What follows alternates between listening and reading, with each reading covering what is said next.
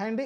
నిన్న జరిగిన మ్యాచ్‌లో అయితే మొదటి మ్యాచ్‌లో చూసుకుంటే మీరు ఐపీఎల్‌లో గుజరాత్ టైటన్స్ అయితే 7 వికెట్ తేడాతో గెలిచింది. అది కూడా ఒక రకంగా చెప్పాలంటే డామినేషన్ చేస్తూ గెలిచిందనుకోవచ్చు. అందులోని స్పెషల్‌గా బట్లర్ ఒక మంచి ఇన్నింగ్స్ ఆడడం చూసాం. అతని నుంచి ఒక నాకు మిగిలిందనుకున్నాం. ఒక 97 పరుగుల నలిసి సెంచరీ కూడా త్యాగం చేశాడు. అక్కడ నలిసి తెవాటియా సింగిల్ తీయకుండా ఉంటే నెక్స్ట్ ఓవర్‌లో ఈజీగా అతనికి ఫినిష్ చేసేవాడేమో. కానీ రిస్క్ తీసుకోలేదు. అతనికైతే ఫ్రీ హ్యాండ్ ఇచ్చి 97 పరుగుల దగ్గర కూడా అతనైతే నెక్స్ట్ ఓవర్‌లో ఏమో బ్యాటింగ్ రాకుండా అతనైతే ఇచ్చేయడం చూసాం. తెవాటియా అయితే ఒక 6 ఒక 4 తోటి స్టార్క్ని ఆ 6 కొట్టిన తీరు ఎక్స్ట్రాడనరీగా ఉంటుంది. ఆ తర్వాత 4 వచ్చేసింది. ఆ మ్యాచ్ అయితే ముగించేశాడు. దాదాపు చాలా పెద్ద టార్గెటే 204 పరుగుల టార్గెట్ని చేజ్ చేశారు. ఆ టార్గెట్లు చూసుకుంటే మీకు ఫస్ట్ బ్యాటింగ్ చేసిన దాంట్లో మీరు చూసుకుంటే డీసీ వచ్చేసి అందరూ బ్యాటింగ్స్ అభిషేక్ పరుగులు 18 పరుగులు.